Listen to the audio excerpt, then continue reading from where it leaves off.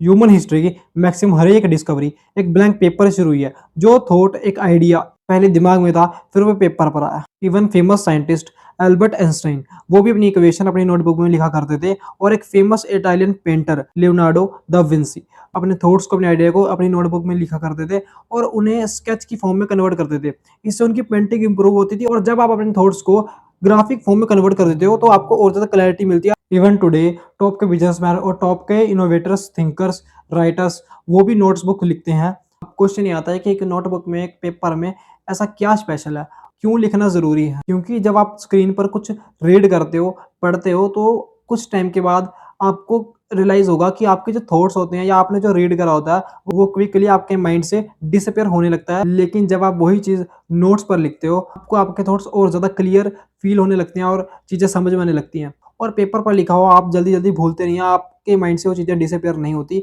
ऐसा ही एग्जाम के टाइम पर भी होता है, जब आप नोट्स बनाते हैं और आप नोट्स में से याद करते हैं या बुक में से आप याद करते हैं, तब भी ऐसा होता है। और यहाँ पर मेन सवाल है कि ऐसा होता क्यों है? साइंस के अकॉर्डिंग जब आप हैंड राइटिंग करते हैं तो सिर्फ आप लिख नहीं रहे होते, आपका brain physically thinking process activate कर रहा होता है। मतलब आपका ब्रेन एक थॉट पर डीप फोकस करके उस थॉट पर थिंकिंग करने के लिए अपने आप को फोर्स करता है और आप डीप थिंकिंग करते हो। वीडियो में आगे चलकर आपको एक साइंटिफिक शॉकिंग रिसर्च के बारे में पता चलेगा और आपको पता चलेगा कि हैंडराइटिंग आपकी मेमोरी को कैसे इंप्रूव कर रही है, आपके फोकस को कैसे इंप्रूव कर रही है। आज का जो अटेंशन स्पैम लोगों का गिर गया, वो कैसे रीबिल्ड हो सकता है, कैसे ब्रेन रिवायर हो सकता है। और वीडियो का लास्ट तक आप अपनी नोटबुक को एक स्टेशनरी की तरह नहीं, एक मेंटल वेपन की तरह देखोगे। आपको कुछ इंपॉर्टेंट पॉइंट समझने पड़ेंगे। पहला पॉइंट है, your brain was not design to hold. मतलब आपका जो माइंड है वो थॉट्स को या आइडियाज को बहुत ज्यादा होल्ड करने के लिए डिजाइन हुआ। आई एम श्योर आपने फील करा होगा कि जब आपके माइंड में बहुत सारे थॉट्स एक साथ आते हैं तो आपका ब्रेन हैवी हो जाता है और यही आपकी ओवर थिंकिंग को भी ट्रिगर करता है और आपका फोकस वीक हो जाता है। और इसी वजह से आपको सिंपल चीजें भी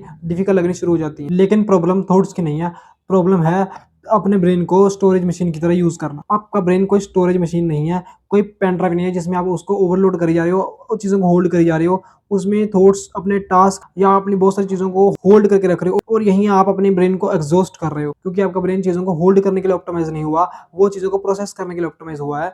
वो प्रोसेस करने का काम करता है, होल्ड करने का नहीं करता। और जब आप लिखते हो तो आपका ब्रेन काम फील करता है। क्यों? क्योंकि जो आपके थॉट है, आइडियाज है, आपका जो ओवरलोड है वो पेपर पर आ गया, वो ग्राफिक्स फॉर्म में पेपर पर आ गया। जब आपके थॉट ग्राफिकल फॉर्म में आपके सामने होते हैं तो आपको चीजों को समझने में और उन पर काम करने में और ज्यादा क्लैरिटी मिलती है। अब उस एक रिसर्च के बारे में बात करते हैं जिसने रिसर्चर्स को भी शॉक कर दिया, जो Norwegian university of science and technology ने 2013 में करी थी, हैंडराइटिंग वर्सेस टाइपिंग स्क्रीन के बीच में। और जो उसका रिजल्ट है वो इतना शॉकिंग था कि साइंटिस्ट भी खुद शॉक हो। उन्होंने जब हैंडराइटिंग वर्सेस टाइपिंग के बीच में स्टडी की, उन्होंने पाया कि हैंडराइटिंग करते टाइम ह्यूमन ब्रेन में न्यूरल एक्टिविटी ज्यादा ऑब्जर्व हुई। मतलब ह्यूमन ब्रेन में मल्टीपल रीजन्स एक साथ स्ट्रांगली एक्टिव हुए। Memory, movement, focus and decision making, जो प्रीफ्रंटल कोर्टेक्स करते हैं माइंड में, वो सभी कनेक्टिंग वे में एक साथ वर्क कर रहे थे। और आपको लगता है कि हैंडराइटिंग एक स्लो, एक ओल्ड, एक आउटडेटेड प्रोसेस है। लेकिन जब साइंटिस्ट ने ये पाया कि जो हैंडराइटिंग है वो एक स्लो प्रोसेस है, लेकिन स्लो होना ही उसकी पावर है। क्योंकि हैंडराइटिंग के टाइम आपका ब्रेन सोचने पर मजबूर होता है और ब्रेन डिसाइड करता है कि क्या लिखना है, कैसे लिखना है, और एक स्ट्रक्चर तैयार करता है, स्ट्रक्चर को एक नोटबुक पे उतार देता है। और इसे साइकोलॉजी में कहते हैं जर्नेशनल इफेक्ट। मतलब जब आप कोई चीज खुद क्रिएट करते हो तो आपको वो चीज लॉन्ग टाइम के लिए याद रहती है, इसलिए हैंड रिटन नोट्स आपको ज्यादा याद रहते हैं। नेक्स्ट साइंस आप जब सुनोगे तो आपको पता चलेगा कि सोशल मीडिया के बाद आपका ब्रेन इतना एग्जॉस्ट और टायर्ड फील क्यों करता है जब आप कोई भी फिजिकल वर्क नहीं करते। You know your brain hates digital chaos. Screen पर एक हार्मफुल चीज होती है कॉन्स्टेंट स्विचिंग। मतलब एक नोटिफिकेशन, एक मैसेज, एक recommendation, brain continuously context switch करता रहता है और यही स्विच आपकी मेंटल एनर्जी को कंज्यूम करता है। इसलिए लॉन्ग टर्म फोन यूज करने के बाद आप टायर्ड फील करते हो without doing any physical work. But paper silent होता है, no notification, no recommendation, no notification, nothing else, no dopamine attacks. सिर्फ आप होते हो और आपके थॉट्स होते हैं और इसी एनवायरनमेंट में आप डीप फोकस स्टेट में चले जाते हो, जैसे डीप स्लीप होती है। यू नो जो जीनियस लोग हैं वो अपनी नोटबुक से ऑब्सेस्ड क्यों थे? मैंने शुरू में भी लियोनार्डो दा विंसी के बारे में बात करी थी। वो नोट डाउन करते थे अपने थॉट्स को, वो स्केचेस भी लिखते थे, ग्राफिक्स फॉर्म भी देते थे अपने थॉट्स को और ज़्यादा समझने के लिए। आपने नाम सुना होगा निकोला टेस्ला, वो भी ड्रॉ करते थे, वो भी अपने मिडनाइट थॉट्स को, because they are understood one truth, the ideas are very precious. अगर आपने उन्हें कैप्चर नहीं किया तो वो डिसअपियर हो जाएंगे। अब क्वेश्चन ये आता है कि एक्चुअली में करना क्या है? अपने ब्रेन को रिन्यू या रिवायर करो। साइंस के अकॉर्डिंग 6 हैबिट्स हैं, अगर उनको आप एक्सेप्ट करके इंप्लीमेंट कर लेते हो तो बहुत चीजें आपके सराउंडिंग चेंज हो जाएंगी, आपका एक नजरिया चेंज हो जाएगा। सो फर्स्ट है empty your brain every morning. सुबह उठो, 10 मिनट तक ब्रेन में जो भी है टास्क, टेंशन, स्ट्रेस, जो भी है रैंडम थॉट्स हैं, सबको लिखो, क्योंकि ये आपके मेंटल क्लटर को रिमूव करता है। ये एक ब्रेन एक्सरसाइज की तरह है जो आपको ब्रेन को न्यू थॉट्स देगी और आपको ब्रेन को बहुत ज्यादा काम कर देगी। सेकंड चीज, राइट व्हाट यू लर्न। सिर्फ कंज्यूम मत करो, सिर्फ सीखो मत। जो भी सीख रहे हो, जो भी कंज्यूम कर रहे हो, उसको लिखो, उसके नोट्स बनाओ कि क्या क्या चीज तुम्हें समझ आ रही है। रिचर्ड फेमन भी यही करते थे। ये करने से आपका फोकस और आपकी रिमेंबर एबिलिटी भी इंप्रूव होती है। Third is turn confusion into clarity.